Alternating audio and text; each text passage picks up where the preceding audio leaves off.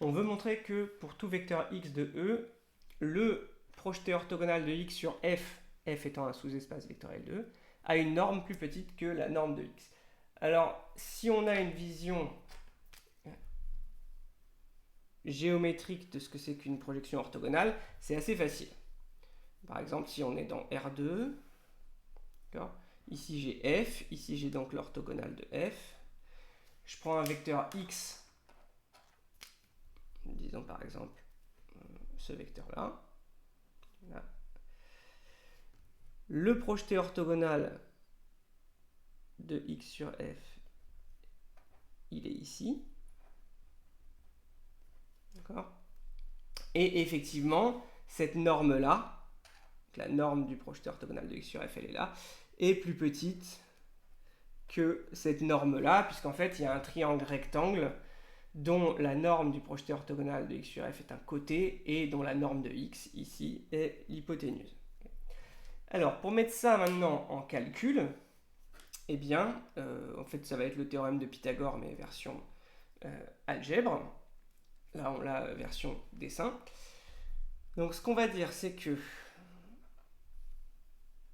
x, c'est égal au projeté orthogonal de x sur f plus, eh bien, x moins le projeté orthogonal de x sur f. Avec ceci appartient à f et ceci appartient à l'orthogonale de f. Donc, le théorème de Pythagore s'applique, puisque les deux vecteurs sont orthogonaux. Je peux écrire que la norme de x au carré est égale à cette norme-là, plus celle-ci, au carré. Au carré, au carré, et ça, bien sûr, c'est positif. Donc, cette norme-là au carré est plus petite que celle-ci.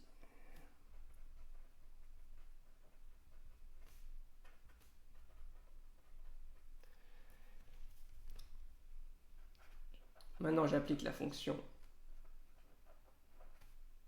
racine carrée, qui est croissante. J'obtiens que la norme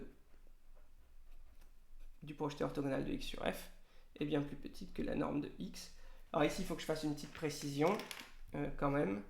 C'est que pour n'importe quel vecteur, si je prends la norme au carré que je mets en racine, en théorie, j'ai donc la valeur absolue de la norme. Racine de x carré, ça fait valeur absolue de x. Mais une norme, c'est toujours positive, donc ça fait bien la norme. Voilà. Si le barème est extrêmement pointilleux, il est possible qu'il y ait un point là-dessus. Alors, le barème, justement, donc, un point pour cette décomposition est mentionné que les vecteurs sont orthogonaux pour appliquer Pythagore. Un point pour Pythagore. Un point pour norme au carré plus petit que norme au carré. Et un point pour conclure en mentionnant, par exemple, la croissance de la fonction racine ou en mentionnant ceci, ou peut-être que les deux sont au barème, là ça dépend un peu d'à quel point le barème va être précis. Voilà, environ 4 points, peut-être 5 points.